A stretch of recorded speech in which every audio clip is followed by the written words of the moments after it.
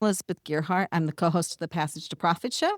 I have the Gear Media Studios, and I consult with people on starting podcasts, and I'm the Chief Marketing Officer for Gearhart Law.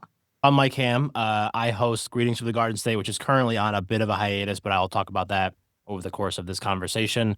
I also run Radio Garden State, which is our 24/7 internet radio station that runs on RadioGardenState.com, TuneIn, Odyssey, a couple other places. We've done a lot of really cool things with that. It's about a year and a half old at this point. And we've done broadcasts. All of our hosts are remote. We have about 25 hosts on the station right now. And we've done broadcasts from the Prudential Center, dive bars, breweries. We were doing a morning show for a while from Port Imperial in Weehawken. And we're already working on a couple other things for the station that I think are exciting and cool and all that. So I know I'll have a lot to say over the course of this convo. So I think that's a good way to kind of introduce me. And I'm Richard Gearhart. That's it. So I'm the founder of Gearhart Law, a full-service intellectual property law firm specializing in patents, trademarks, and copyrights. And married to Elizabeth, we co-host the Passage to Profit radio show. Part of our marketing strategy is to do YouTube videos and podcasts and create content for the law firm. And we've done that. We've done a lot of social media over the last year. The number of leads that the firm has gotten has just gone through the roof. I was talking to maybe 2 or 3 people a week. And now I'm talking with 2 to 3 people per day. And really the only thing that we changed was making a more active YouTube video and doing a little bit more on social media. So I think this stuff pays off. If you're running a business, it certainly has paid off for us. Plus, it's a way to distinguish yourself from a lot of other businesses, because even though there is a lot of content out there, not every business is taking advantage of the opportunities to be on YouTube, to be on social. Being live helps build trust with your prospective clients, and it's made a difference for us. So if you're a podcaster and you also have a business, I think it's something that you should seriously consider investing some time and effort in. That was way better than just Richard Gearhart.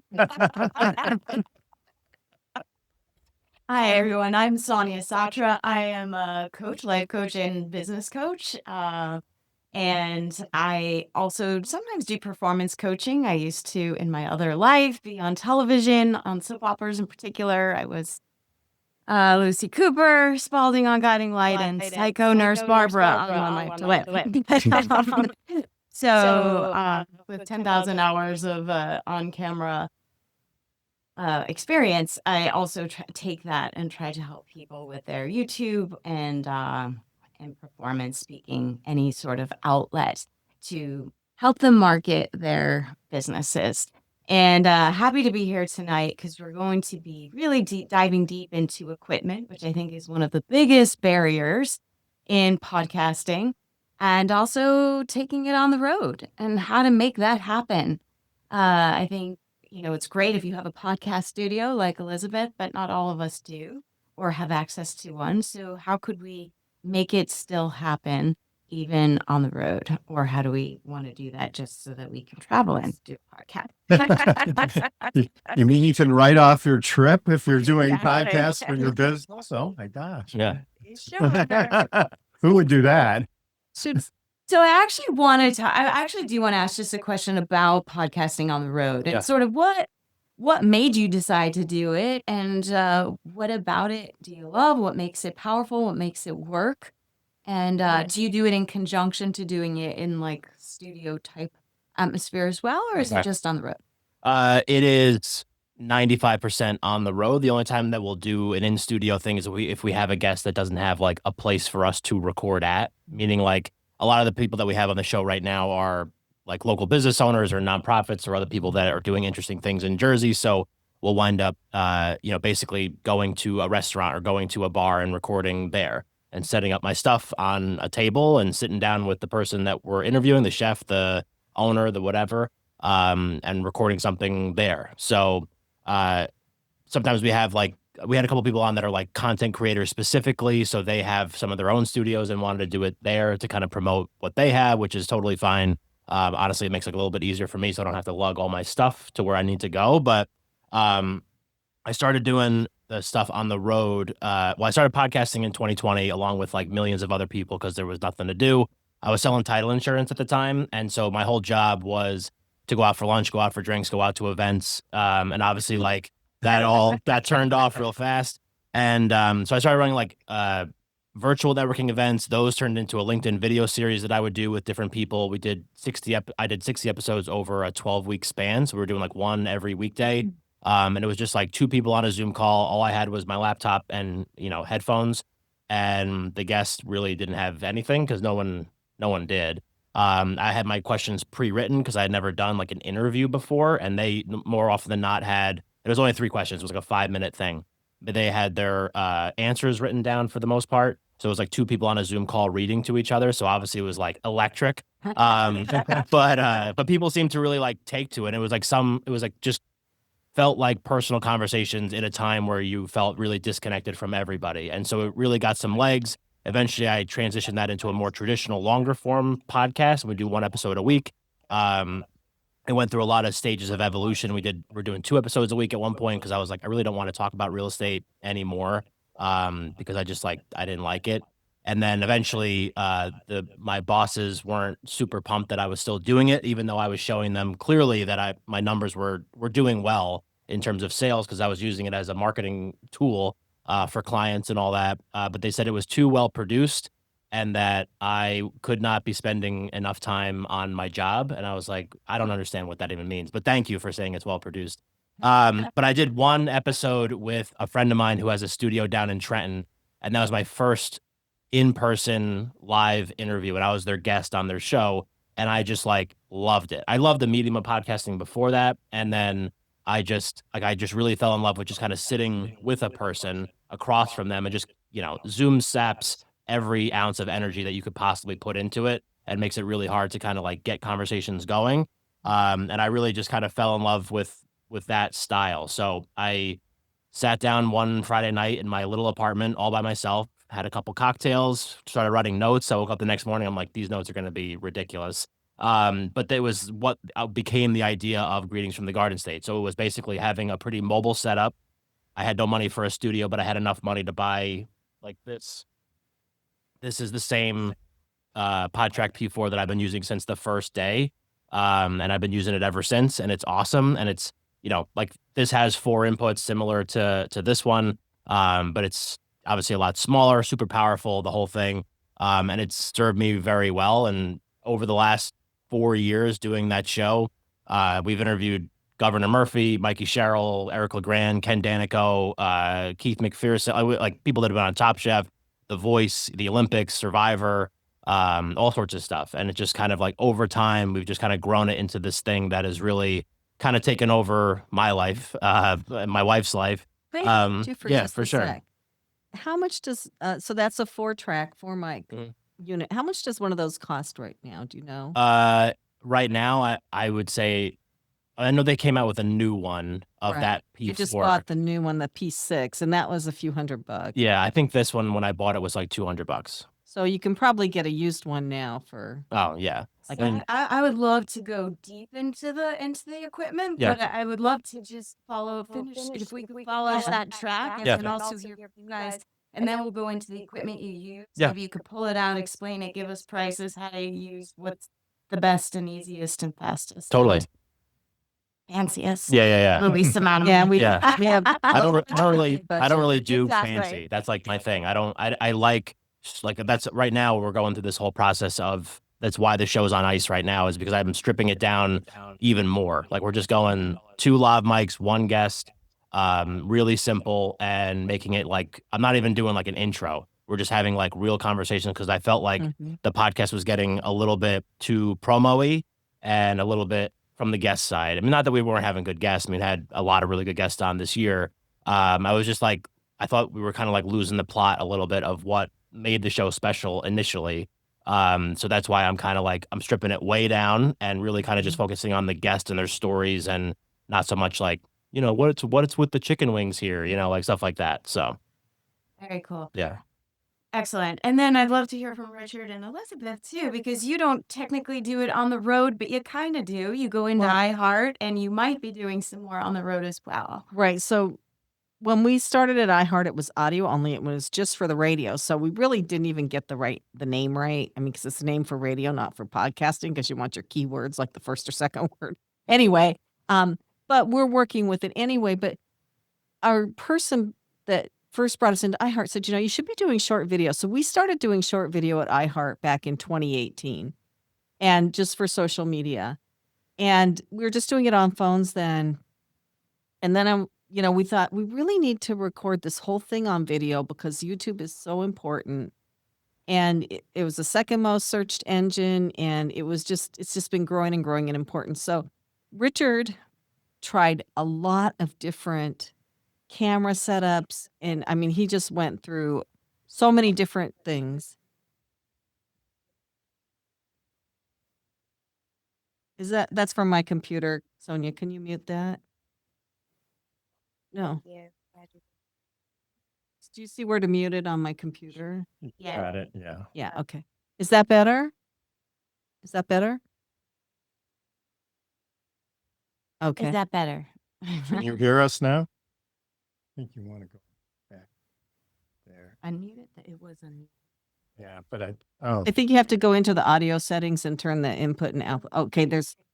Okay. So I use the equipment, but Richard is really the genius behind setting all this up. So he's got this new camera that he loves, but you have to have the software to use it that he's going to talk about. So ours went from audio only to now, and the reason his setup is so different is because we record 5 or 6 people at once.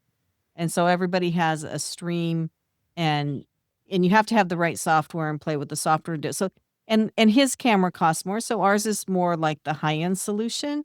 But you have to kind of go that way if you're going to record a bunch of people at once. yeah, I would just say that I really like Mike's approach, and that the simpler, the better. The simpler, it's cheaper. It's easier to produce. Takes less time to set up. The more equipment you have, the more likely you're going to have a snafu someplace. So I'm all for simpler. A lot of the YouTube videos that we produce for Gerhardt Law, I just do on my cell phone.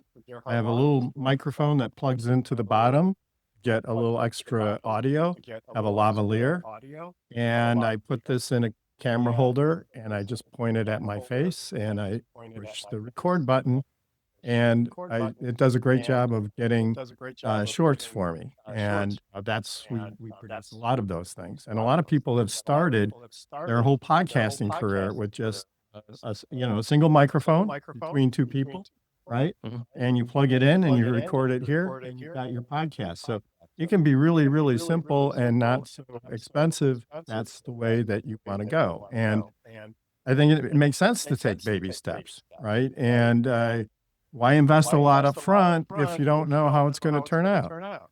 Another microphone that we have here in the studio is this little The snowball? it's a blue mic. And can everybody hear me okay? You know what? They're still getting an echo. Yeah, mute that. Click that again. You Yeah. want me to? Yeah, we're good. Can you Okay. Yeah, and that's what happened. You clicked mute and then it came back. We're good. So are we still muted? No, we're good. Okay. So that has a USB for your computer. This has a USB. It can go right into your computer. I think this was 49 or 50 bucks. I think the sound quality is pretty good for that. Mhm. And you don't really need a lot. It's small and it doesn't take up a lot of room. So, and then, beyond that, there's just all sorts of different things you can do.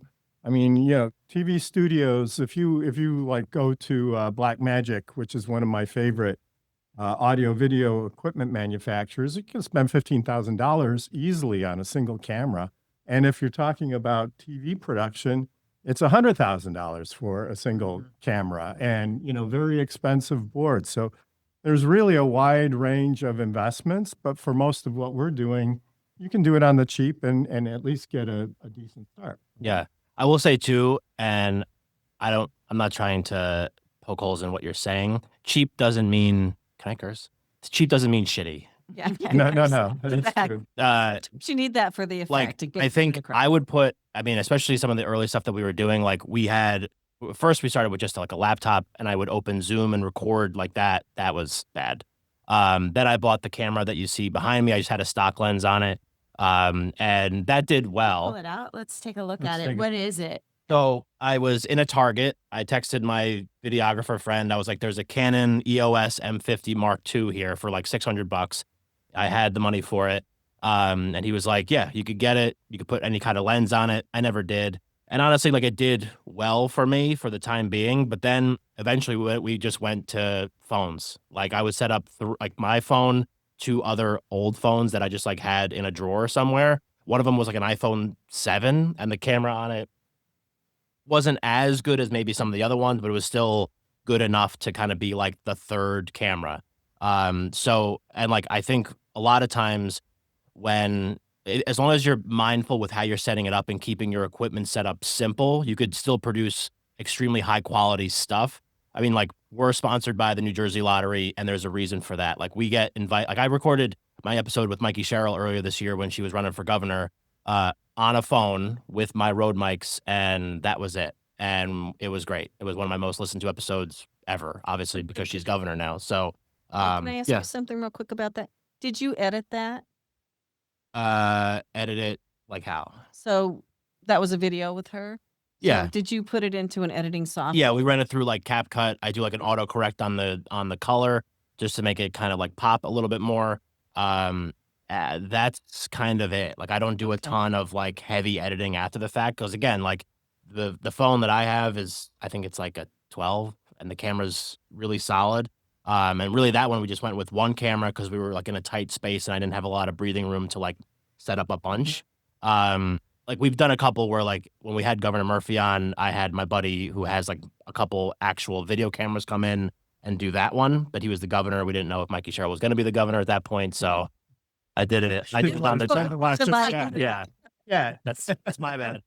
But yeah, I mean, like I think that there's a lot of ways to kind of get a lot of miles out of what you're doing. Like that, like I said, that pod track, I've been using that for 4 years. We record in places that you should not be recording podcast episodes in. And I would put my audio against any other podcast you can listen to that records in a professional studio. And I would say that there are some instances where my stuff is just flat better. And I know that it's biased because it's mine, but I take a lot of pride in what I'm doing. And I know that it's quality stuff. And that's my opinion. And is that even without using like the studio sound into script to edit the sound? I don't do any You of that. don't do anything to the sound. I mean, I'll run it through like GarageBand and like to put a little EQ on it and like a noise gate just to kind of cut like if there's like a lot of humming or buzz or whatever in the background. But it's literally like I just pop it in, I click 2 buttons, I make sure that my jingles are in the right spot, I cut it out, and then we're good to go. Yeah. I mean, I think, go Sonia, ahead. I was just going to say, I think you were the one who told me that they've made whole movies just using cell phones. Yeah, they have. Yeah. They have. I think Yeah. they sometimes do have logs for that just to give the extra sound, but the film quality is it's 100% a Yeah. cell phone. Yeah. Yeah. I mean, I think you would just like at a certain point drive yourself crazy. Like even though like I was getting a little burned out with some of the stuff that I was doing, which is another reason why I'm taking a little bit of the hiatus from the podcast right now. So I wanted to kind of just like do something different. And I had the camera and I was like, I'll just like do like some photography stuff. I've never done it before. I've always been interested in it. That's why I bought the new lens. You know how long it took me to buy that new lens? Like weeks. And I was like, what is wrong with me? Like I've never been like that, like over analyzing stuff and trying to like really find the right fit at the right price and whatever. So I finally just said, screw it. I'm just buying this one and we'll just like make it work. And that's what we did. So if somebody were really just starting out, tomorrow they want to start their podcast, they have a very, very limited budget. Mhm. What would you say is the absolute bare minimum for the best quality? And how would you set it up? What like ABC, like literally podcast for dummies, even though we're not dummies, we're just wanting the simple. I mean, if you're going like simple, I really don't think that there's anything wrong with just like headphones and a laptop, depending on what kind of show you're doing. If you're doing a solo show, that's one thing. You could do a lot of things with that, just like with you and your laptop. You don't need anything crazy like that would be fine. The USB mic. I started with a USB mic and it was awesome. I bought it because it had like the boom arm and I felt like Howard Stern and I thought it was really cool because I do it from my bedroom / office / gym / recording studio in my old apartment. But yeah, I mean, like I said, that the PodTrack P4 that I bought eventually was like $200. The Rode mic, If you could pull that out maybe in a little. which is this one, it's awesome. It's like it cuts out a lot of the background noise, which for me, if recording in weird places is always good. So if you're not speaking like right here, it's not going to pick anything up outside of that. Those, like the Blue mics and the Yetis and stuff like that, those will pick up everything around it. So like if you're talking from here, over there, over there, over there, like it'll get everything. Here it's like you have to be talking right here. If And I'll then show it to the camera. Can you show? So I want to show. So this, They're heavy. Yeah. yeah. Oh, that's not an XLR connection. Yeah, this is. Oh, it is. Oh, it's Yeah. inside there. Yeah, this, I mean, I have the stand in there, but since you guys had these stands, the stand that I have is pretty similar to this Okay. one. So you have the Rode mic, you have a stand. Yep. And that's like you have a $120 bundle Cable that on. connects into your computer or into your phone, This connects to the PodTrack. which is here. So this Okay. connects to this with an XLR cable. I don't necessarily need to plug this into a computer if I don't want to. It records on an SD card. And then I could use the SD card to load the audio if I want to onto my computer and edit it that way. But you could plug it right into your computer and record your audio onto some kind of software on Such the. as what? What would you record it onto? Honestly, if it's free, it's for me. GarageBand is the best. It's like it's so powerful for being a free tool that Apple offers. And it has a lot of this. I mean, there's really high-end audio editing that it may not have, but I am not a high-end audio editor. I just know like what I need to do in it. It had simple steps and very approachable. And for if you have a Mac, you have it. It's on there already. I'm gonna have to try that because I tried putting the audio into Descript today and I got the circle of death. But can you pass me that lavalier mic? I want to say something about it with his Well, setup, or just the So, lavalier. can you just give us the price on those two as well, approximately? If I'm remembering correctly, this as a bundle with the stand and an XLR cord and the mic obviously was like $120. Okay. This was $200. If I'm again, you So could for that- correct me if I'm wrong.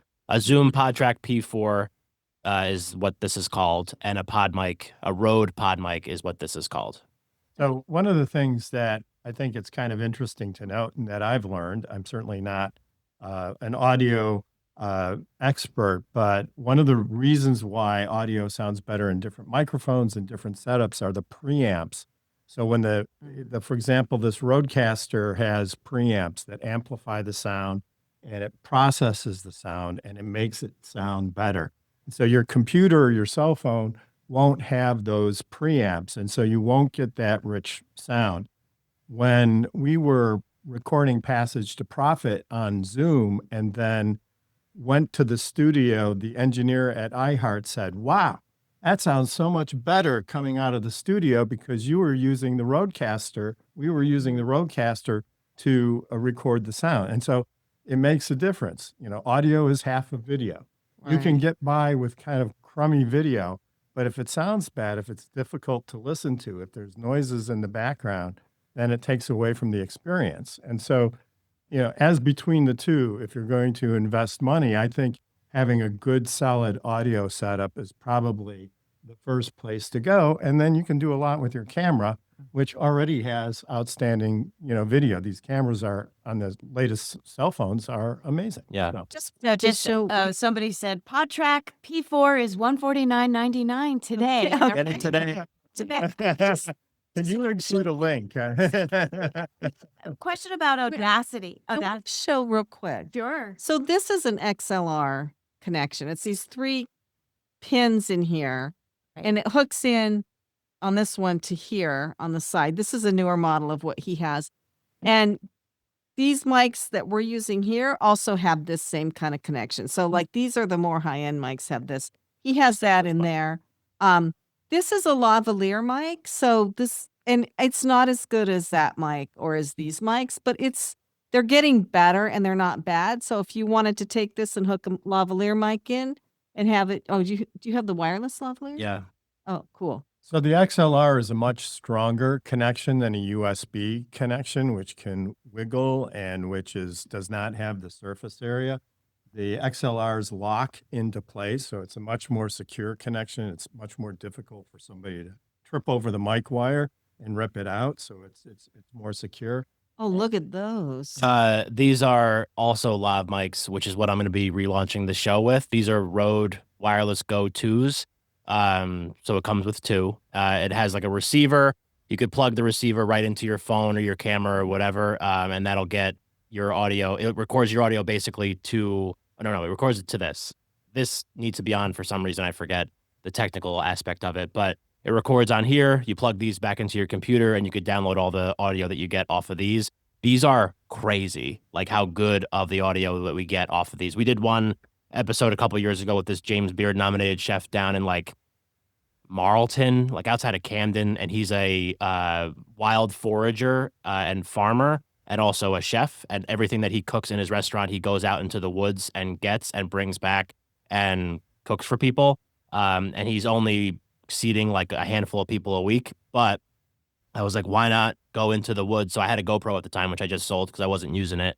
And we used these and we were walking through the woods and he was showing me like where he gets mustard and where he gets this and where he gets pine needles or whatever he's making. And we used these and we were like crunching through leaves and there was like traffic on the highway out there.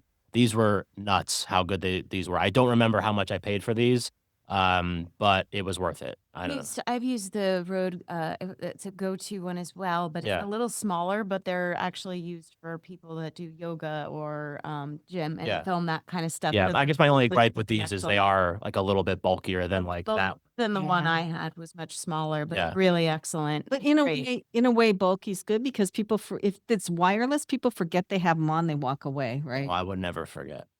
Yeah, but sometimes your guests do. They leave they walk out and they get Yeah. strangle themselves on the wire. And that, just so we have it on record too, that's the Rode Go-To. Rode Wireless Go 2 lavalier microphones. Got it. Okay. So. I think we have a couple of those upstairs, right, We do. Richard? Yeah. Mhm. Those are supposed to be super good. Yeah, they're great. And so- it comes with this little case, charges them, keeps them nice. That's what you use when you're on the road. I use traditionally I've used this setup since day one, 4 years ago when I launched Greetings from the Garden State. It has been this exact recorder. Every episode from the ones I mentioned before have been recorded on this exact thing. There's been a couple that I've recorded with the lavs, but when I relaunch the show, it will be all lavs because I just think like as my creative brain, like I think that sometimes people get into like podcast mode or like interview mode when they sit down and they have a microphone in front of them. And I want to take that away and make it very like organic and natural. So we're just going to clip something on them. They won't even be able to know that it's there. We're going to put a phone, maybe two phones, maybe even the camera, depending on how I want to do it. I have to test some stuff out. Put that out there and we're just going to like kind of walk in, sit down and just start having a conversation and see what we get. So you're going to collect the sound on There. the receiver so you're not going to use this anymore. No.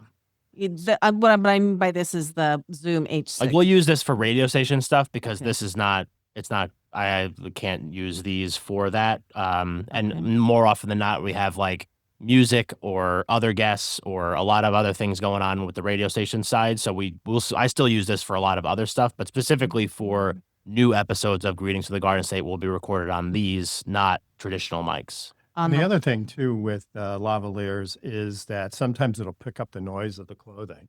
Yeah. If you don't position them correctly. So if somebody moves, their microphone rubbed Or like against their my beard, or like if your hair is rubbing on it. So it's just like something to be mindful of. So I usually have to clip mine down low depending on where my beard is at in its I will lifespan. say that one's better though than normal. Yeah, Because for it us, definitely is. It doesn't pick it And up. these little fuzzy things that come with it, like honestly make a world of difference, like cutting out like a lot of excess like background noise or the ruffling of clothes or whatever. So Well, and you can go into Descript and use studio That's a little sound. mustache.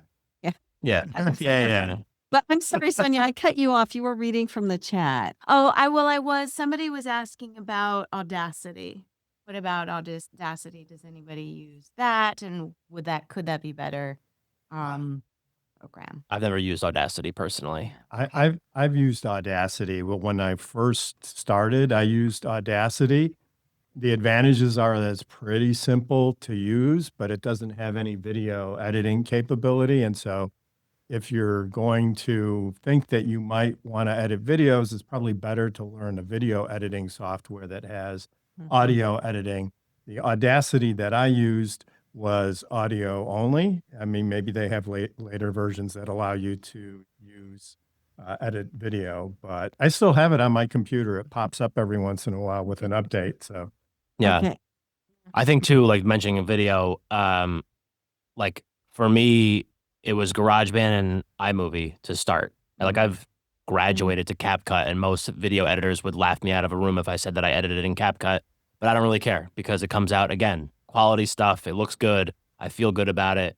It's simple. It's pretty cheap compared to some of the other ones. Like I tried, I forget what the name of it is. The next, like the souped up version of the Mac version. Oh, Just I a know what you're video talking about. Premiere. Premiere. Yeah. And that was like expensive. And I got in there and I was like, there's so many buttons. I don't even know where to even start. And I'm like saving things to my computer, and my computer's running out of storage and crashing. And I was like, I'm just going back to iMovie and then eventually CapCut. But Well, just I love CapCut. simple. Yeah, I love CapCut's awesome. CapCut. The only problem I've had with CapCut is it doesn't like really long files, like No. an hour and a half. It doesn't like that. Descript handles those better. But I always encourage people that are starting podcasts anyway, like don't do an hour and a half. You know what? Because it just makes everything else on the other end so much more, like downloading the files and editing the files and everything. So, do 3 20-minute installments or something. I But was going to ask about time. How long is your time, the time of yours, and what have you found to be a sweet spot? Traditionally, my shows have been about, I would say, like on average, 45 minutes. They've been either 30 minutes in some cases. Like when we had Governor Murphy, we only had him on for 30 minutes. Like we had to cap it, and I had a hard stop at 30 minutes. Other ones, we've talked for an hour and 20 minutes. I am a contrarian when it comes to actually like the time of a podcast. I think that if the conversation is interesting and flowing and it's not like waning and you're not fighting to get an answer out of somebody, you can keep going if you want. I don't think that there's like a necessarily, I know that there's things that make it better, quote unquote, but I think that like if you go for that long, you can chop it up into 2 or do a part 1, part 2. Obviously, like you don't want to do like a 5-minute episode one week and then a hour long and then a 30-minute and then a 20-minute and then a 2-hour, because then your listeners won't really know like what to expect. But if you're kind of in the same ballpark, more often than not, they'll be okay with it. So if the conversation's solid and you feel good about it and you feel like you're having fun in that conversation, there's nothing wrong with keeping going. But as soon as you feel like it's starting to kind of wane and you're starting to fight for something, let it go. well, having said that, it's better shorter. The radio show that Richard and I do always turns out like an hour and a half. So I'm like going against my own advice. Yeah. But I did want Richard to talk Yes, about the evolution. And here, can you Yeah. pass those back down to him? Yeah. And we're actually going to use his system when we go to PodFest in January. So I'm actually presenting at PodFest. Yay. But we're going to be, Richard and I are starting a new podcast. It's called AI in Business Use Cases from the Real World. And we're pulling out pieces of Passage to Profit for it, but we're also interviewing people aside from that. So we're going to be interviewing people at PodCast or PodFest for this new podcast. And so that's one of the reasons I bought the H6 is we're going to be sitting at a table with them. We're not going to be walking around. And Richard has got the coolest camera. So please. my latest Go. toy. Ta-da! I'm going to reach across the table here. And this is an Instacam 360. It has a lens cover on it right now. And we have some footage from the Instagram 360 so you can see it. Yeah, I'm going to have to trade places with you, Sonia, because it's Okay. on that computer. I have to- do So you want it I'll now? tell you a little bit about it. It literally films in 360 degrees. It films the sphere. So if it were on right now, it would be recording the ceiling. It would be recording the desk. It would be recording all of you. And it literally records in a sphere. And it has a really decent battery. The battery pops out. And in it, there's room for an SD card. if you buy one of these things, they vary in price from about $450 up to $750, depending on the accessories. This is the Instacam 4X. They have a 5X out now. That's even got more features. I don't think it's worth spending another $500 for them, but it has a little USB port or USB-C port here. You can use that for charging. You can use it to connect to your computer, so you can upload the footage from the camera to the computer, and so it's really, really cool. These are lens caps. So there's actually two lenses. The lenses here are pretty sensitive. If you happen to scratch one, then it ruins the camera. So they give you these little lens caps that are disposable that you can take on and off. And then it also has a selfie stick that you can use to, if you want to get like high views, you can use it for that. And what's really amazing about the software or the camera is that the selfie stick disappears. It automatically makes the selfie stick go away. So if you're, viewing yourself, suppose you're riding a bike or something like that, the stick won't appear in the footage, even though it's there in real life. And then you can also use it, as a stand. So when we use this at Passage to Profit, we'll go around, we give a tour of all of the studios, and I'll just carry this around and I'll pick up conversations that people are having. And then our editor will take those conversations and edit them into, some funky behind the scenes kind of thing. It's really pretty cool. And then during the program, I'll just put it in the center of the table. We have Sony cams, which are also getting direct footage of each one of our guests, but this gives us an additional view. So can you see it there? Okay. So I asked Carolina, who was our marketing whiz, to just take some shots. This is how the software works. So there's a special software. It's free. This is the studio in And this iCarve. is the studio. And so you can see it has kind of that fisheye view. And if you can see that it just by moving the cursor, you can orient it in different spots. So this is, she's the one doing it. And so you can also zoom in, you can zoom out. The camera has up to 8K footage, which is really great because if you're trying to get high quality zoom resolution, you can do it with the 8K footage. You can also do it in 5K and 4K. 5K I'm not that familiar with, but it gives you the opportunity to do that. And then you can edit it, and you can the software will get rid of the fisheye views. And so this is just her. This is Tommy Hilkin during the Tommy Hilkin show. And you can edit it so that you can focus on the person who's talking. And this is all done manually, but you can see how it has the ability then with one single camera to capture multiple subjects while you're doing. When it's recording, does it record 360 all the time? And then afterwards you can go in and be like, I want this, and kind of move it around that way? Yes. Oh, that's cool. So you don't have to be like pointed at. No, it just captures everything. And so. Yeah, I turned it off. I can. But so if you want to do guest interviews, it's an easy way to do it now. Because of the monitors in the studio, the camera is up higher than it normally would be. But if it were just at eye level, you would get the same effect as having, two cameras, and you don't have to worry about the positioning of the cameras. That's pretty while cool. You're setting up. I've always been interested in the 360 camera. I just never had the guts to buy one. But Cheap. What did you spend on that? Well, it depends on the number of accessories. Yeah. The SD cards that they offer with the 360 cameras are on the small side. So I would just recommend buying it without the SD card and buy your own SD card that has like mega storage on it. So Approximately, what was it? How much? Give us a range. well, I think I spent $550 and I got it's not crazy for a camera, honestly. Like I mean, it's really well built. It's very solid. I mean, I'll turn it on right now, but it's it's so it's pretty hard to see, but there's a viewfinder here where you can see it, and then you can actually see what the orientation of the camera is just by spinning. Oh, that's like an old. Wonder how that got there. We'll get rid of that. Don't want that one.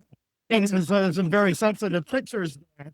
No, I don't want to, 360. Yeah. Oh, yes. We get up to it, I Heart Studios. Yeah. But you can see here, you can see my hand position is such, and I'm actually holding the camera there on the selfie stick, but you can't actually see See it. the stick. Yeah, It did- that's interesting. And so these cameras are also super popular for outdoor action things like, car rides, motorcycle rides, bike rides. It sort of also functions like a GoPro does. Yeah. And if you're out hiking and in the outdoors, or if you're traveling, a lot of people who do travel documentaries use these kinds of cameras because it's really, pretty flexible. And the editing software is actually pretty easy to use too. So, I think it's definitely for our needs. I think it adds an extra dimension to what we're doing. So, Yeah. So when you go to PodFest, because then you will be on the road. What's your plan for what's going to be your technical setup for that? so we would just have we would have the Insta360 camera, and then we would have the Zoom, and we would have the lavalier mics, and then hook everybody up who's going to be interviewed to the lavalier mic, and then we would just start the Instacam 360, and then we would have to mate the voice track to the video footage, in an editing program. Now the USB-C port here, in theory, could link directly to the Zoom, and we haven't tested that yet. But if it does, then hopefully it would take the input from the Zoom and put it right in, mix it right in with the video footage, which would save us an editing step. But I kind of feel like it's maybe safer to have two audio tracks anyway.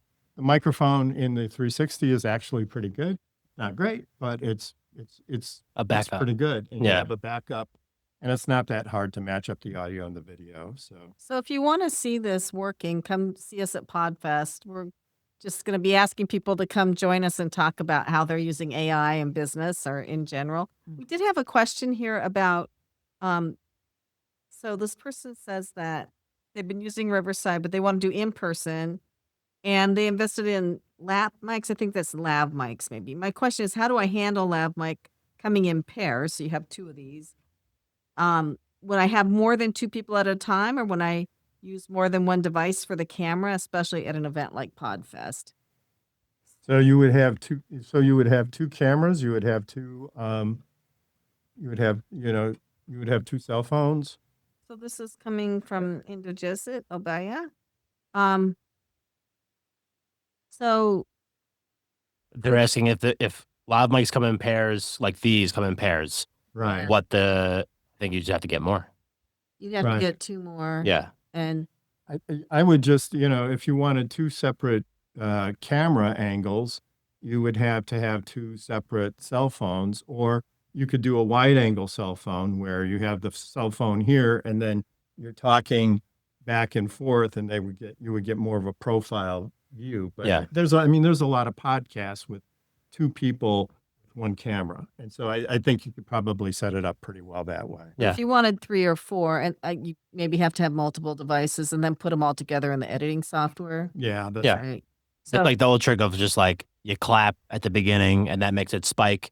And then you just line up the spike with all your different audio files. And that way it's all in the same. It's like why they do the clapper thing at take one. And then it's like that's the thing that they line up all the sound off of. and we're going to have one of those with us at PodFest. by Yeah. the way. Which is helpful. We thought- Yeah. We have one for iHeart too. Yeah. So Richard stands up there and does the clapper. Perfect. Yeah. Makes us feel like we're really. So maybe we should ask some questions here of the audience. So So Does anybody here have questions? come off mute to ask. Wait. So That was the question that we were just answering. If yeah, let me know how to have him come off mute. I don't think you can because we block it. Oh, I can't. I'm sorry. We've been hacked before, which is why we have everybody on mute. And it was really ugly hacking, so we're careful with it. So yeah, But any if they could questions- type it in, then we yeah, can you could answer type it. it in. Any questions in the room?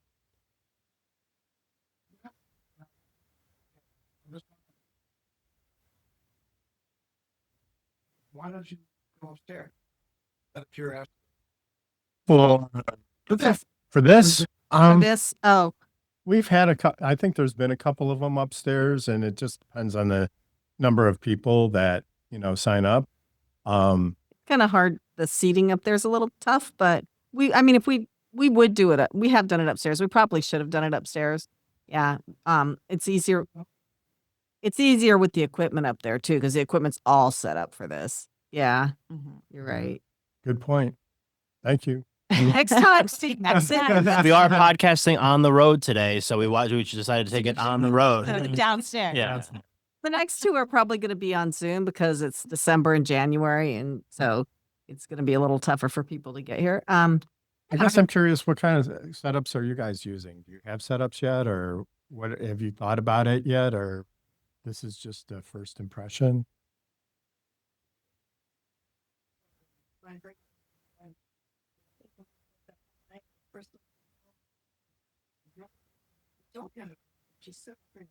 And what is your That mini lavalier set, right? what is your podcast called? So my magnetic moment podcast, and I did do one. It's off of YouTube currently at this moment. So Okay. I sort of just jumped right in, and I did one upstairs because I was interviewing Elizabeth and Richard. And what is your podcast about? By help me. And basically, it's like a magnetic moment. Okay, so just like her podcast is called Magnetic Moments, and is that right? Magnetic Moments, and it's about how people meet. Yeah, I should have you use my mic. Yeah. Does anybody else here have a podcast? I know, Melissa, you've been doing. Come use my mic. You've been doing video stuff, right?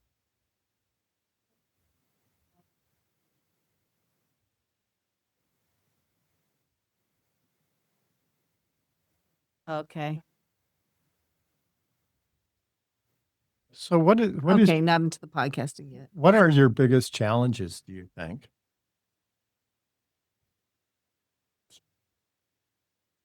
And Richard, you have a podcast, Richard Chapa.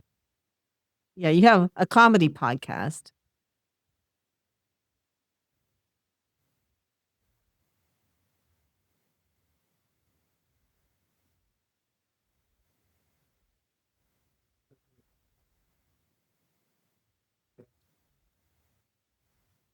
Like the whole world, guys. So how do you guys handle that? Because I saw you guys live and I saw you guys lift up terms, but you managed to make it hurt.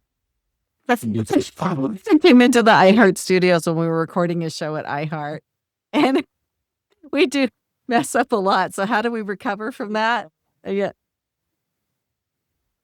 I mean, I understand you guys probably did. Yeah, we rehearsed beforehand.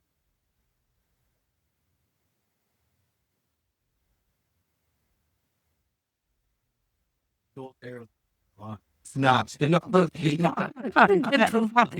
Thanks for sharing that. And So everything's recorded. For those that are on Zoom, he said that they mess up a lot.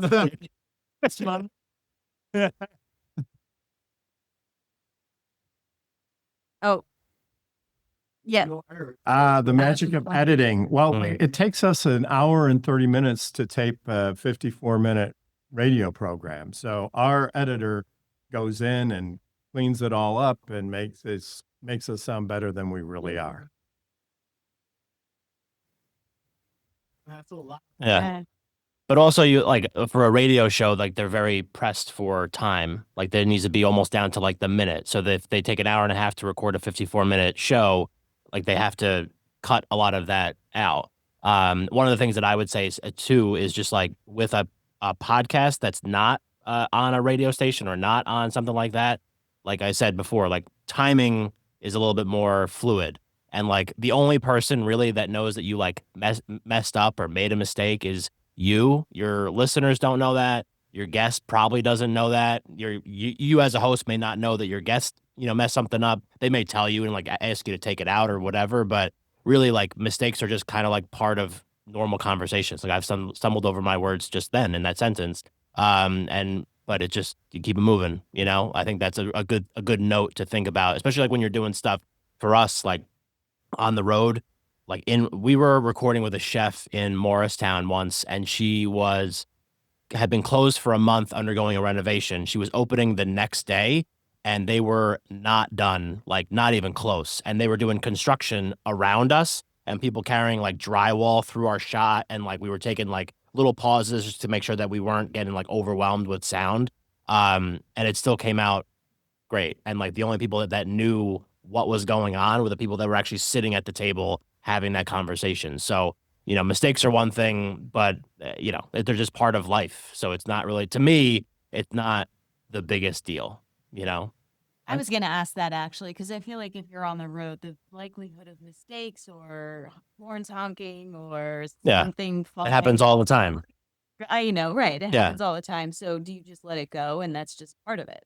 Yeah, because for us, it's kind of like the idea of like the venue that we're in is kind of, depending on how many guests, like if it's just one guest, the third guest is the venue. So like if it's, like sounds of a diner and there's like silverware clanking and people saying things, but you can't really hear them, to me, that kind of adds to like the ambience of the sound of the show. And to me, I just find that interesting. Again, like I said before, we record shows that are not in places that you shouldn't be recording shows in.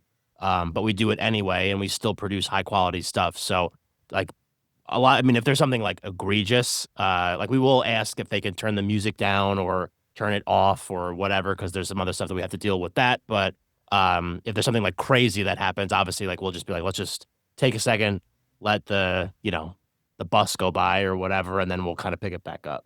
So If there's music, that's a good thing, or even some external voices or something like that. And maybe this is a question for the lawyer, but are there legal ramifications around that, or is it okay to include it, or do you need to edit it? Probably okay. I mean, if you have like a music soundtrack in the back and you're in a restaurant and it's rented music, you're paying Muzak or somebody like that, in theory, they could maybe claim a copyright violation if I spend a lot of money on the radio station for music licenses, so I know that it costs a lot. So. Right, it does. Yeah. And so, but for one podcast, could be worth the risk. Although, people put a single photograph from somebody else on their website and they get nailed with a cease and desist letter for $20,000. So, better to edit out the background music and put in something that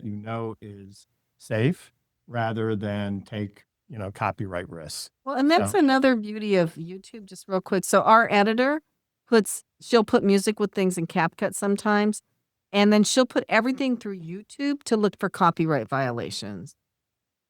Yeah. If you're doing, and maybe this is selfishly motivated because I'm looking to do a podcast where I'm walking. So I'm going to walk by a lot of people. Yeah. But I'm not going to go get like waivers from every person that I ever walk by or who bikes by me or their dog or whatever. Or do I need to not make sure that they're not in the background? Yep. Do I need to? Is that going to be a I don't know. We did I can't talk about what the project is, but we recorded a thing at Prudential Center and a lot of B-roll, and we had a lot of people screaming like, let's go Devils. And we didn't get any kind of like release or anything like that. And we worked with a PR team. We worked with a big organization. We worked with the Devils and the Prudential Center, and they all said that we were fine. But maybe that's because like that is a venue in which you walk in and you are almost like expected to be you on probably camera in at fine some point. print, Ticket or whatever. on fine print, you've waived any, Yeah. and it's waived any privacy rights. But also there's multiple, like subway takes is one that I think of off the top of my head. There's another one called I think her name is Thora or Thea. I forget what her first name is, but I'll show it to you when we're done. She does like a walking podcast, and she like will go find someone in New York City and let's walk together. And she has someone filming it kind of like across the street, it looks like, and they kind of like go and she's mic'd up and it's awesome. I think she does a great job. And it's New York City. People are moving. You're not like filming somebody's, like they may never see it. I mean, I don't know if that's proper. I shouldn't just be like talking on my ass. Well, I mean, I just know that that's what she does. Right. yeah. So, well, I mean, technically there's a right to privacy and, technically you're supposed to get a waiver. What is the risk? What are the damages? If somebody complains, then you just edit them out, maybe, right? And so that's the challenge there. So Yeah. Yeah, so there were a couple comments. One was somebody didn't see the email I sent out. So I did post the meetup on our YouTube channel, which is Gear Media Studios on YouTube. So if you want to see the video of any of our meetups, they're all on the Gear Media Studios YouTube channel. But you can always email me, and I do send out recap emails. So gearmediastudios@gmail.com is where you can get a hold of me. And then people are talking about loving Discord. So we haven't really talked about Discord to record. Somebody said they tried using Riverside with someone overseas and it really didn't work out well. But He someone hates said Discord. use Discord. It said he hates Discord. He's out of here. They said they had someone from Thailand and Discord was good, and it'll record in HD, and depending on your equipment, and you can live stream as well. So I have not used Discord, but it sounds like the community really likes it. I haven't used Discord either. I mean, I've used Riverside, I've used StreamYard, I've used all like those kind of platforms. Again, like there's so many kinds of mics, there's so many kinds of cameras, there's so many kinds of editing softwares. Like you use Descript. I don't. I run it through like an AI thing. It's called FlowSend. It gives me a transcript. I run that through ChatGPT to kind of give me the highlights, and I use that to kind of build out my show notes. So there's a lot of things that I do on the AI side with that. But like, just to me, again, like it's just the lower barrier to entry, especially at the very beginning, is really important because you don't want to overload yourself with like all different platforms and all different things to use. Like just keep it as simple as possible. Get really good at doing very simple stuff and then be like, let's add a second camera. Let's add a third mic. Let's add this. Let's add, another platform to, a different audio recording platform or try something else, a free trial or something like that. To me, you can get so lost in the weeds on so many different things that it becomes this like paralysis analysis, whatever that phrase is.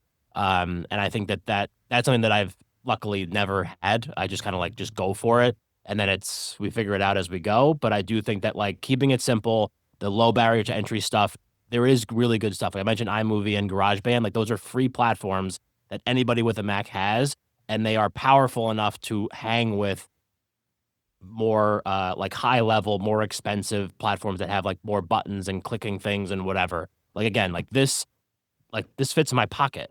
Like Right. I brought my backpack with like literally everything in my backpack. This mic, I have the stand in my backpack with an XLR cord, the cords, the camera, and a little tripod. And I could set up right now and record. I might have to borrow a mic, but record with a guest like right here if I needed to. And it's all just in a backpack.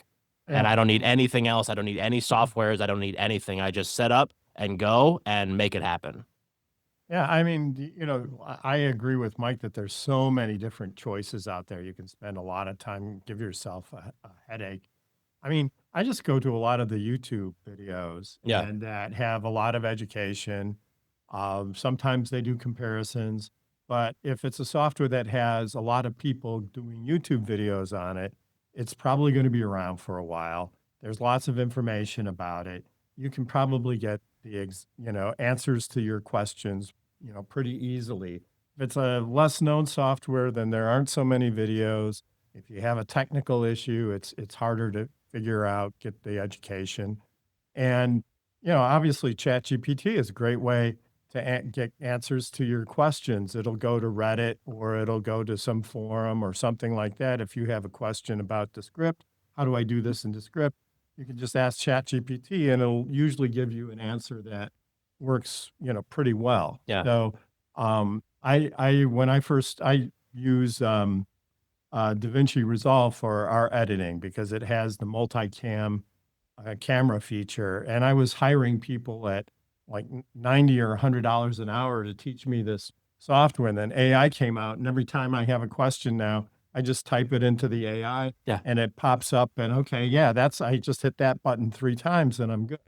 So it's a lot easier with these tools than it used to be. Mike said something really important that I'll probably reiterate every single meetup, and that is you have to post your transcript online.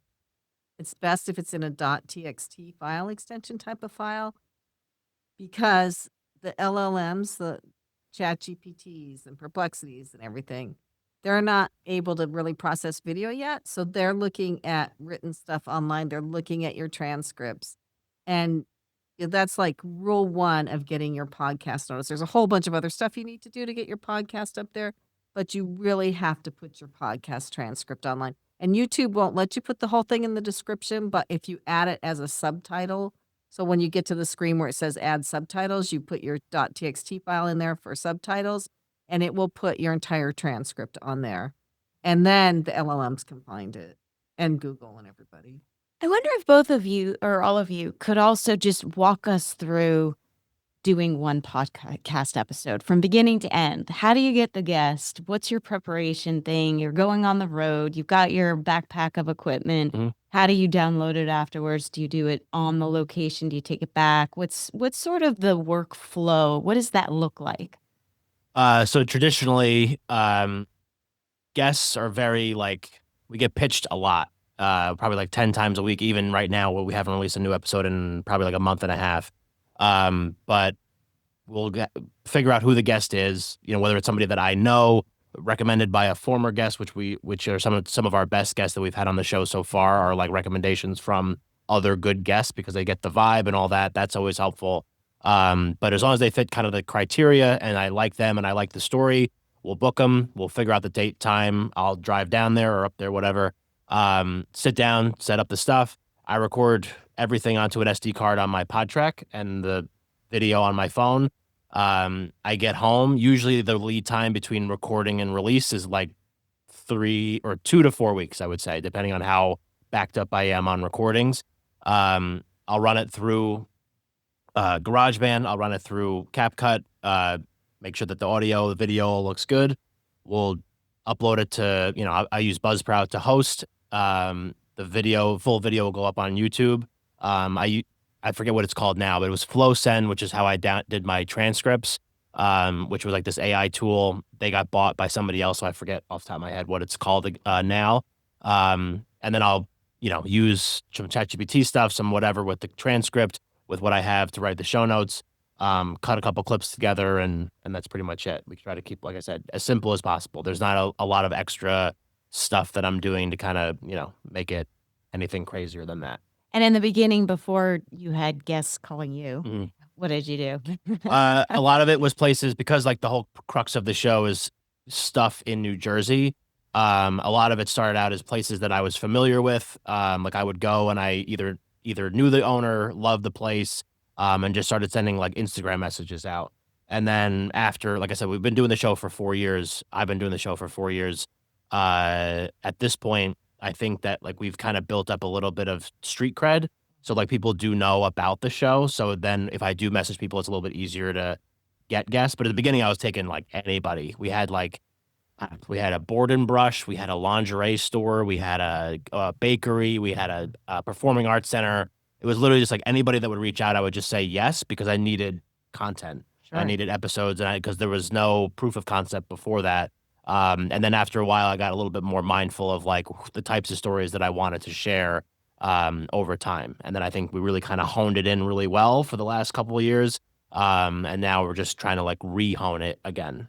And did you bank episodes before? So you had like Yeah. 10 in the bank before you started? I had about 8 or 9. And the first day, which was October 18th, 2021, I released 3 that day. So like people got on there. They knew that we were dropping 3, and it was like instead of dropping 1 and waiting a week, you had 3 to listen to right out of the gate. I heard that's a really good strategy for Interesting. many. Yeah, you get people like really hooked, but it gives them time to get to the second week, which would be your 4th episode. And it gives them time to like listen to all that stuff and then get to the second week and be like, I'm into this and I'm here for it, rather than giving them one, because you need to get into their routines. Like that's what podcasts are. They're part of routines. People clean listening to them, they drive listening to them, they do whatever, they go for their walk.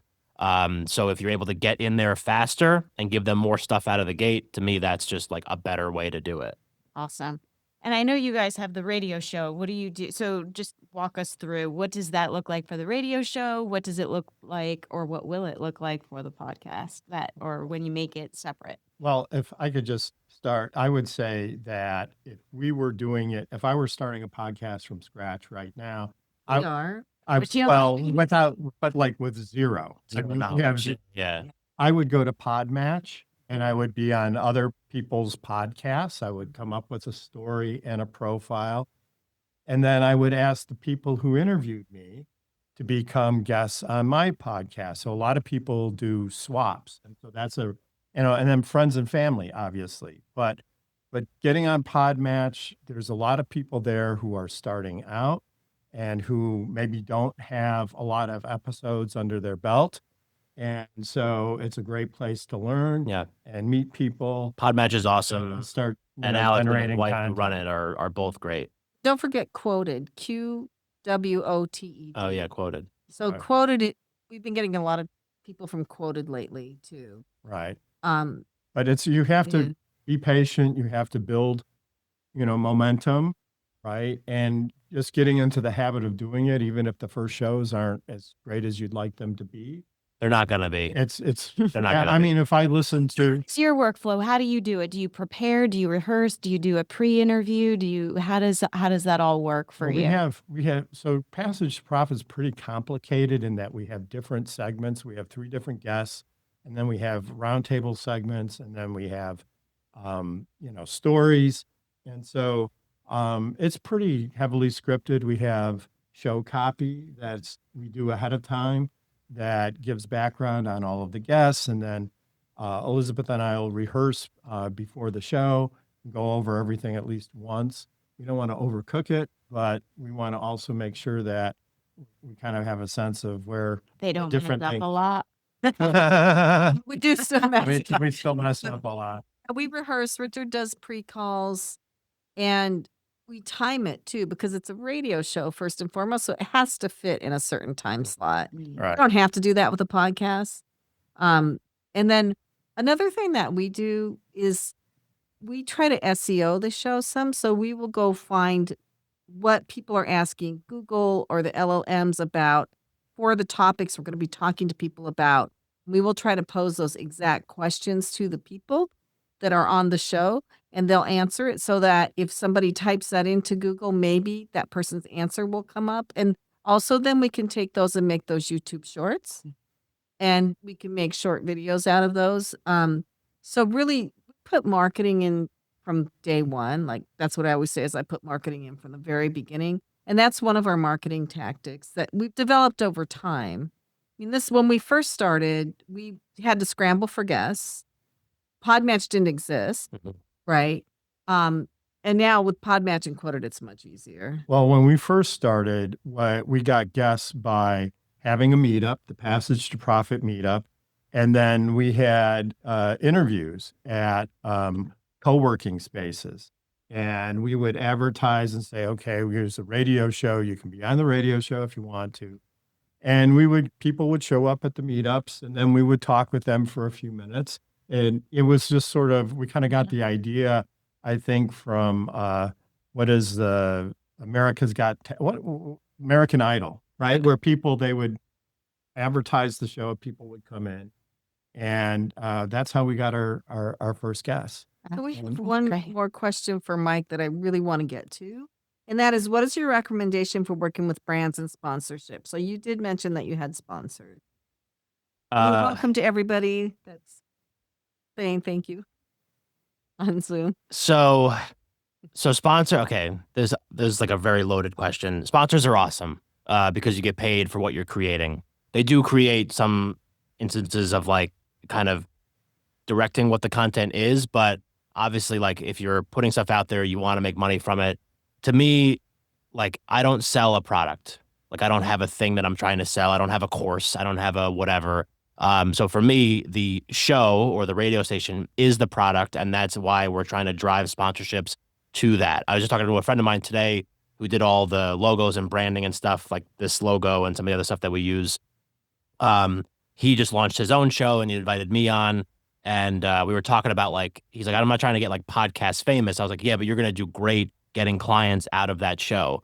And so like that there, and he was like, yeah, that's like literally why I'm doing it, because it's just how you define success. Like, he's defining success that he can get more clients for his design company out of having them on his show than he would ever make on like sponsorships or whatever. It's really hard to get a sponsorship, especially for an indie podcast, unless you're part of some sort of like, podcast, like network or whatever. And some of those have a pretty high barrier to entry. So if you're not doing like 10,000 listens per episode, which is like crazy numbers, don't even bother emailing, because you'll get laughed off out of the room. I don't know why you would get laughed off in an email, but so to me, it's like, once you have a clear like idea of what the show is and what your guests look like, what your audience looks like, then all of a sudden you need to start thinking about, you feel like you have good listener numbers and all that. And there's like a whole other piece of that I'll say in a second, but you need to start trying to drill down on the types of brands and sponsors that want to talk to the people that are listening to your show, not necessarily the people that are on your show as your guests. If your goal is to get a sponsorship, the people that are listening. And to me, listenership is one thing, but there's a lot of other ways to kind of portray your listener numbers. So like, I have people that have never listened to an episode of the podcast, but they are diehard Instagram followers. Like, they love the stuff that we post. They're into it. We have 6,500 Instagram followers, which is not like a crazy amount, but they're very engaged and they're into what we're doing. So then all of a sudden you take those numbers. We have 19,000 people on our email list. You take those numbers, you take our listener numbers, you take all these things, you kind of add them together, our website traffic, and you're able to kind of present a holistic number of the way that people engage with your stuff. So once you do that, and you know that you know what your audience is, you know who your guests are, your show's established, you know what your numbers are, then you go out and you start looking and sending emails out to people or looking for different things. I mean, I've used Rocket Reach and Zoom Info and like those platforms, the free version, and do like, I only get 10 email, whatevers, and just looking for a director of marketing. I happen to send an email to the New Jersey Lottery. I sent it to the right person there. She forwarded me over to their marketing team, which is an agency that they own and just does the lottery stuff. And we got the ball rolling on it. It took months of a lot of going back and forth, because obviously the New Jersey Lottery has a large legal team. I do not. It was mostly me and just kind of going back and forth with them. And basically I was like, listen, just tell me what you want me to do. This is the price. Whatever you need, just that'll be fine. So they just liked the fact that their whole tagline, I'm sure is anything can happen in Jersey. And I was actually going out making things happen in Jersey. So I just lucked out that I emailed the right person at the right time in the right moment, and then developed a really good relationship with them. I've done events with them. They've been a sponsor for 2 years now. We'd had our renew meeting and they were ready to renew. And I told them, this sounds so stupid when I say it back to myself. I told them to wait, that I wasn't ready. Like, I didn't feel comfortable taking their money and committing to 52 more episodes of something that I didn't feel was at the level that it needed to be to justify that. So that's why I am also in the process of rebooting it and retooling it, because I want to give them something that they feel comfortable with and they can continue on with me for another year in kind of like a different capacity. So it's like such a loaded question, and I hope that I kind of gave it like a little bit of an answer. But yeah, there's a lot of pieces to it. There's a lot of moving parts, and I think it's just a matter of kind of positioning it the right way, knowing what your numbers are, and then pitching the right person. And then honestly, there's a lot of luck involved, because there's a lot of people, especially now, like when I first came here and did the meetup with you guys, it was one of the first ones, I think. It was like me, Chris, Stacy, and you guys. And like, I had just brought the lottery on. That was like a couple years ago, I think. When did we start this? Yeah, it's almost 2 years. And like, it was, I was so new, and we were one of maybe like 3 or 4 podcasts doing like New Jersey specific stuff. There's like 25, 30, 40 now. Like there's so many, a lot, some of them are doing a lot very similar stuff to what we're doing. And I just happen to be kind of like at the forefront of this new wave of just like Jersey pride. And I just got lucky, honestly. And that's where we're at. So again, it's a lot. It's a very loaded question. But that's how I had some success with it. So, somebody's asking about a lighting solution. So that is a tough one. That's one advantage of being in a studio is we have the lighting really well set up. Do you have? I don't use any light. I don't want to carry another thing. So I just bought a soft, like one of those soft box lights that goes on a stand for like $20 off Amazon. It actually works really well. Small lights. I think I have one of those too. Like, Yeah, it's like this, yeah. like this big. It's like the one that photographers use with like the, whatever you call it. Huge box. Yeah. Really like And those work good, like ring lights, different things. There's so many different kinds of stuff. Like ring lights. It just depends like where you're doing it, you know, like if you're doing it, I mean, like, again, like where I'm setting up, it depends. Like sometimes they like the dark, which, you know, is whatever, but like, I don't know, having lights is good. Doing it in a studio is obviously great, like because you have, you know, a lot of light. But to me, it just kind of depends on where you're recording.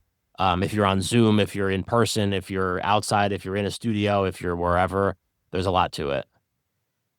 I'll if I'm thinking about it and I'm maybe doing a podcast from my office, I do have little clip-on lights that I can put onto my monitor, my computer monitor, and they're little rectangles. They're rechargeable, or you can use a USB-C and plug it in. They have different colors, and I think they're pretty inexpensive, $40. I think getting the lighting right is important if you're going to be on video. I think you don't want you when you're on camera, I think you want to try to look as good as you can. And so I think having the right lighting is important. There doesn't seem, I spent a lot of time trying to understand lighting and watching a lot of YouTube videos on lighting. And it's really, at the end of the day, it's just kind of a matter of personal taste of, well, what do you think looks good? And it doesn't have to be complicated. Just a single light, or a ring light sometimes is used, the smaller ring lights. But that's usually enough to make you look, pretty good when you're looking into a video monitor. Yeah, well, Sonia spent 10,000 hours under the lights. I'm a fan of light. So you're going to use... I'd almost take the light over the sound. I have a lot of different like little ones that I use. If I'm doing something outside, I have one that connects to my phone that just clips on the top. For my computer, I have multiple ones. I had a Loom Cube. I have now another one that's just cheaper, that's just got more of a box that I just clip onto my computer, which I always use pretty much for everything on my computer. And I also have a ring light, which I've used for videos when I'm doing something else. I do have the big fancy, beauty lights, the professional ones, but those things weigh a ton. Yeah. And they're really complicated. So if you have a studio set up like you guys and you could just like set it up and be done, it's amazing. It really is the best light ever. But if you don't, I think that some of the ring lights can work. It is not bad to have a backlight somewhere, like lower down, so you can sort of light up the back. Sometimes that can help a little bit with shadows too, I think. And the thing with the ring light that I do like, and a lot of lights do that too, is to make sure that you match. So if you're getting some outside light that's more golden, you want to set it on the more golden setting. If you're getting more white light from somewhere, you want to make sure it's more on the white light so they match. How do you keep that from reflecting off your glasses? That's why I don't like it. Like if you're wearing glasses, you get that ring light reflection. Yeah, you do. You kind of have to play around with where it is. Or take your glasses off. Or take your glasses off. If you put it off a little bit to the side, it often will do it. And in the movies, they would say that would be better anyway, because they say the direct head-on light isn't very professional. It's better if it is a little bit more one-sided and it's a little more shadowed on the other. But to your point, that does go back to a bit of an opinion of what do you like. I tend to overlight because I'm just trying to get rid No, of but it. your light always looks really good. It always Yes. looks really good on Yeah. videos. Yeah. Yeah. I have I actually I have You have one your that I have it here. Okay, hold on. Okay. I literally did you in the Car, and I even used it there. How bad is that? Oh, do you have, they want us to put them in the chat, the names of the lights? So this is the one that I use on my computer. And I have one in my backpack that's It's kind literally, it's like $40 on Amazon. what is the name of that? I don't know, but I'll send it to you so you could put it out with the feed. Okay, I'll put it in the recap email. It doesn't say the name of it on there? It doesn't. And then I also have Logi. Logi. Logi. Logi. Okay. And then I have this one, which is new Moa. That this one goes into my phone Can you hand those? or computer. I'm going to put This them one like, I like better because it's a softer light. this one you like better? I do, and it's got 3 settings. It's the So one that it's, she loves, if you can see me. that one is good if you have Zoom. This one's better if I have just my phone and I'm like, if I'm going outside and I'm filming something outside and I want a little extra light outside. And what is the name of that one? This one is new Moa. NEW? good shot. How do you Sure. NEWMOWA. It's fine. for Love outside? it, but it's got the more golden light. It's got the slightly whiter light, and it's got 3 levels. So you can kind of play with how much you need. And do you hook those into your phone? What do you do? This I hook into my phone. This I hook into my computer, but they both have the same. Okay. They would both go into either. So then could you hook one of those and a mic into your phone? Both? Or, I mean, No. you can't. So wouldn't. you have to choose. Yes. Yeah. So sometimes if I have a mic in my phone, I'll have my computer set up with this light set up on my computer, and then I have my phone with the mic. But for what we're But doing, that's only if I'm at a table. Like if Right. you're outside on the road, you can't do that. So- Yes. But there are some that are battery. The one that I have in my backpack back there, it looks basically just like these. It has, batteries. Yeah. and what's the name of those? Do you remember? Let me get it. The battery would got be one better back for there, too. outside. Yeah. I definitely recommend Everybody's battery for outside. Yeah. Yeah, we have tech addicts here. Always buying the latest toys. And Okay, what is that? Perfect. Does that one have a golden one too? yeah, Yeah. like you can change the Yeah. tone. You can change like how bright it is. Yeah. So this one is called. I don't think it has anything on here. Maybe that's a Logi too. It Looks like it actually. kind of does. Yeah. It's honestly, Oops. I had a Loom Cube. Those things are supposed to be better, and they also run battery or plug-in, but they're very heavy. How do you spell Lume Cube? Is it Lume? Yeah. That's not this. That's a different one. And it's more expensive. no, I don't It's like think it has a name $100. on it unless I'm missing it. Rating on the side here, but it doesn't look like a name. It looks just like It was literally $20 on Amazon. Yeah. Again, like we were saying before, mics, cameras, lights, even like boards like this. There's 3 boards on the table. There's 3 different lights. There's 3 different microphones. There's 1, 2, 3 cameras and all of our phones. Like you could literally go crazy looking at all the different stuff. Again, just my opinion on the kinds of equipment that's out there. Are some better? Yeah, of course. But like, I think that, again, keeping it simple and making sure that you're just also, I would say too, I know this is just a rambling response, but you guys were talking about PodFest. I've been to PodFest a couple times, spoken there a couple times. Ask other podcasters because they're literally the most welcoming, most like open group to like share information. So like if you know someone that has a show and you think that they do a pretty good job, just like ask them what they use. They'll tell you, unless they, they're like gatekeepy because they have a course or they like coach people and then tell them to go scratch and then go find somebody that's normal.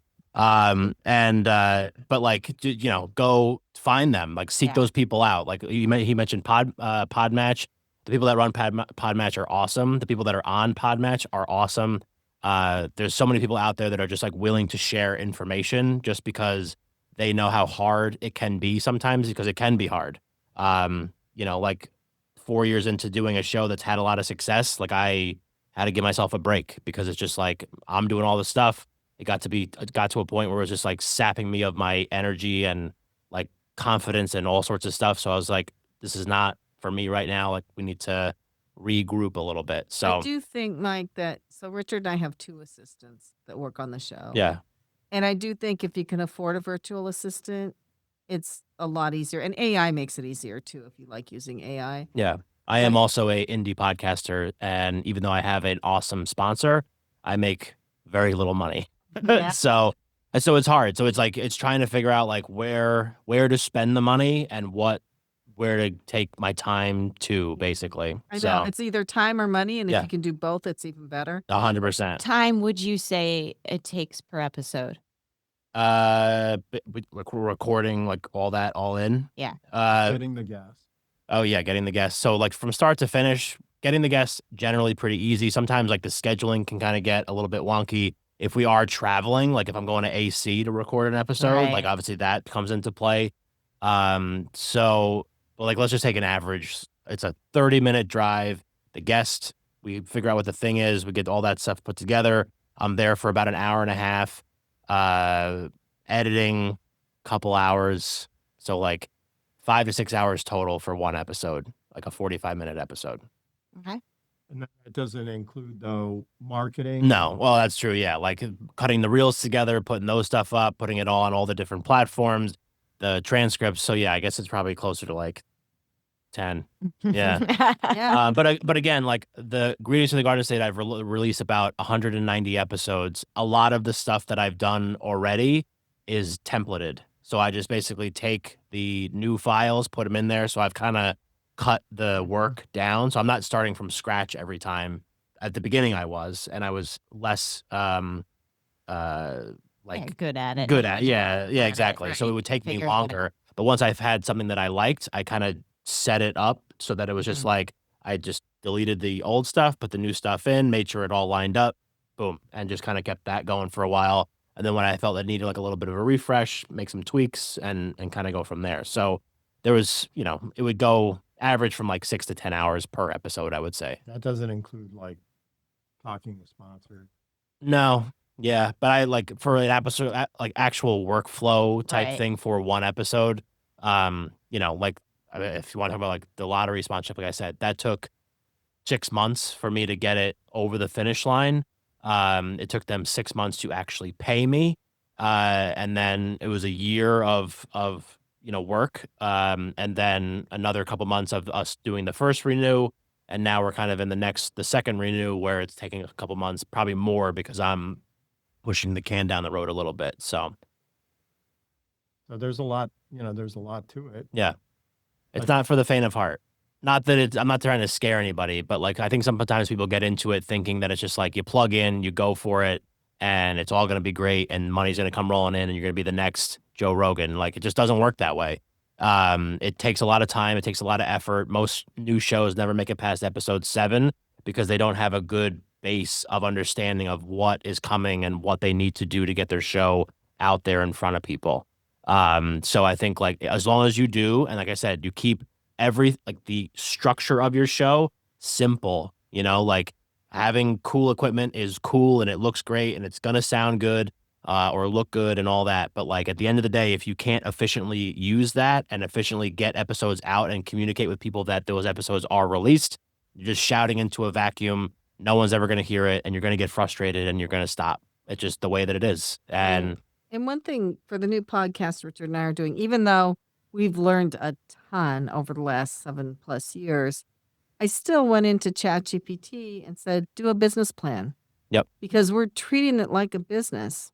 And it will give you day by day actions, and it will even act as your coach and ask you if you Yeah. got it done. But really set out a plan, and I'll give you episode titles, the whole works. But I think that you have to if you want to ever make money from it, or if you want to use it as a reputation enhancer, whatever, you have to have a plan. Yeah, that's a great point. Like the first couple years, I was just doing it and like having fun with it. I made like a couple bucks here and there from like some random sponsors and stuff, but when I finally like looked at it as a business and like put together a plan of like, let's just go hunt down the biggest fish we could possibly have to try to bring in as much money as we possibly could. Like really being mindful about it. Cause I think again, like creatives have a hard time connecting the business side to the creative side. It's just all about like, oh, my art, you know what I mean? Like I'm like that sometimes. But once you actually like sit down and look at it, like this is a business, this can be a business, this can make money. And the more money I make from it, the more I can put back into it and the more I can create off of that. So, Yeah. So we have somebody asking about starting a podcast without video. That's getting less common. I mean, first of all, you have to be on YouTube. So if you don't want to do video, it's okay. You can overlay images on top of your audio.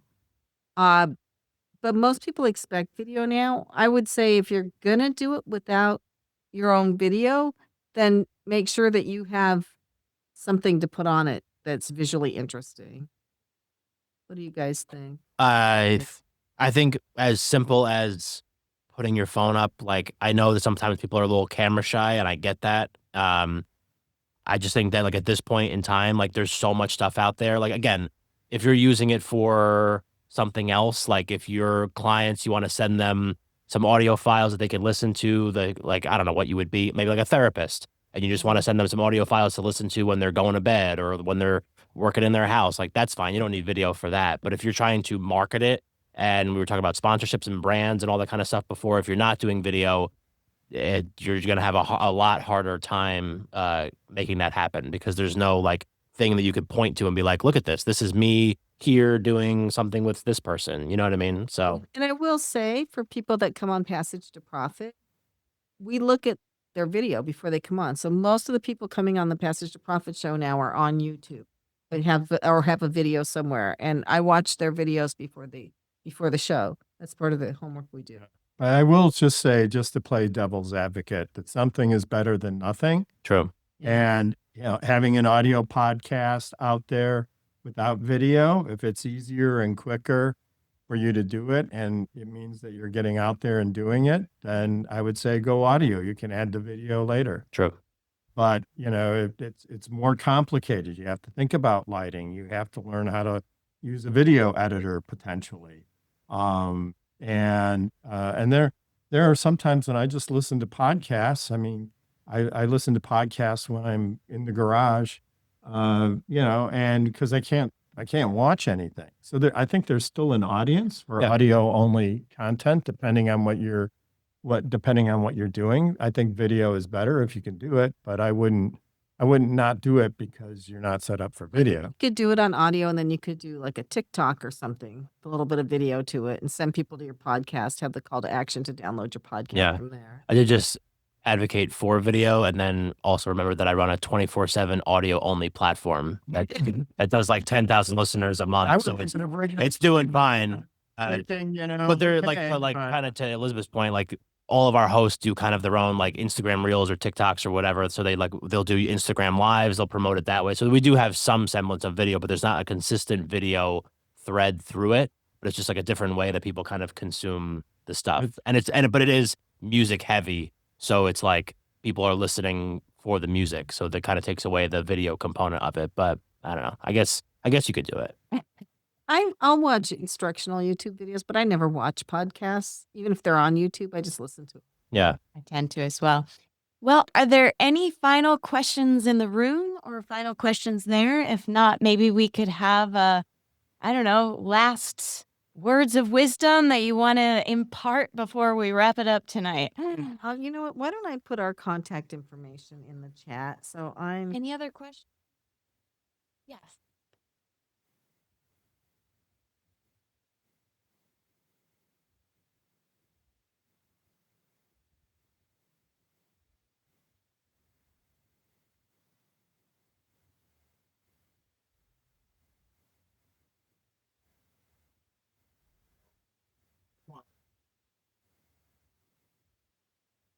I think what she was saying, so the question is, Elizabeth was watching YouTube videos, and it was a little bit of, do you give an opportunity to somebody who maybe doesn't have a huge platform, right? So who's just starting out and may not have a lot of videos. I think she was just referencing that if they have a guest on, she'll definitely go to YouTube to check out if they have videos and see them on video. I'm not sure whether or not you could speak to whether you would choose somebody who doesn't have anything or a We presence on have, YouTube. yeah. So we have had people that don't have videos out there, but I'll tell you, it's a lot easier if they do. Right.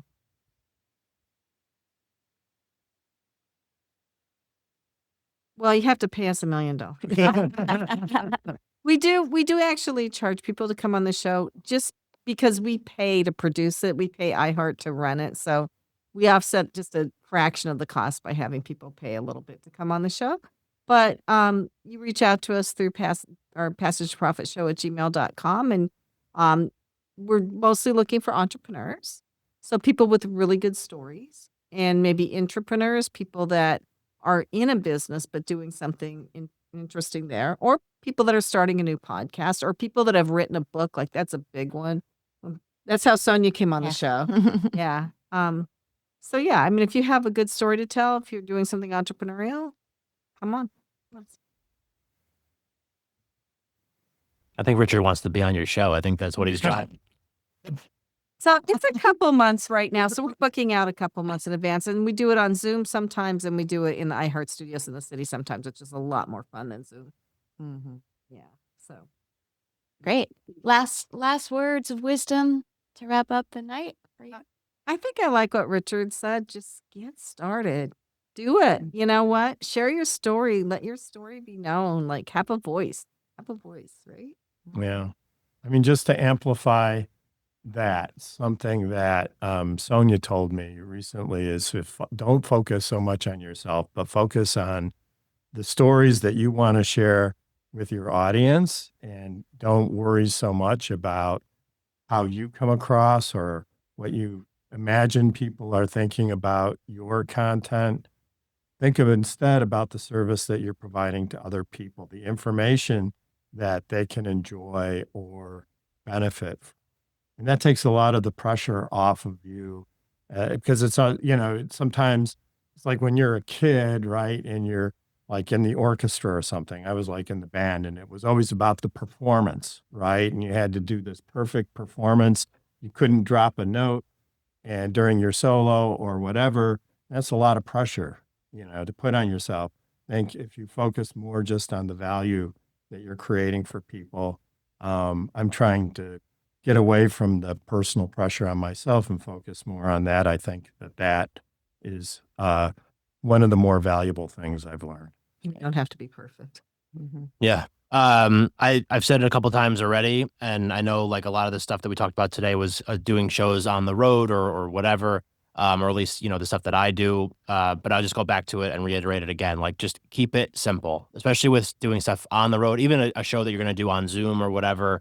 There's so many weeds to get yourself into, and feel like you're overwhelmed with stuff and equipment and softwares and whatever.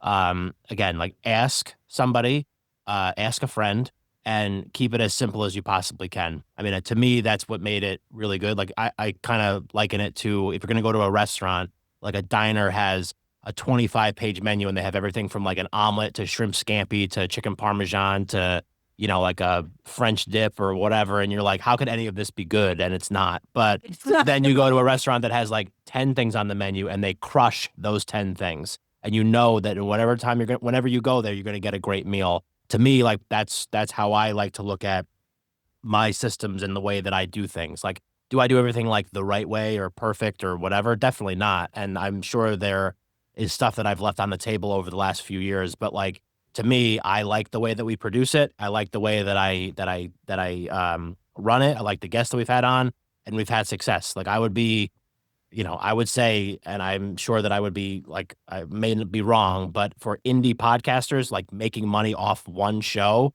I feel like I'm in like a higher level than most indie podcasters would ever actually get to, just in like a 4-year span of doing this show. So like, to me, keeping it simple has worked. And that's just how I like to do things. And I've taking it to a point where we're making it even simpler and bringing it down even more and cutting out even like these, everything, just to kind of make it as simple as possible, to make it as more organic as possible. So that's what my last thought would be. I love that. I'm thinking iPhone and these things. The road lavalier. The road lavaliers, and you could be done. Simple is better, and getting it done is better than not doing it all. Momentum creates momentum, and I think that's the key, is just get started. Great. All right. Everybody. Thank you. You guys. Thank you. for everybody. We haven't set the date yet. I think our next one in December might be what we did wrong.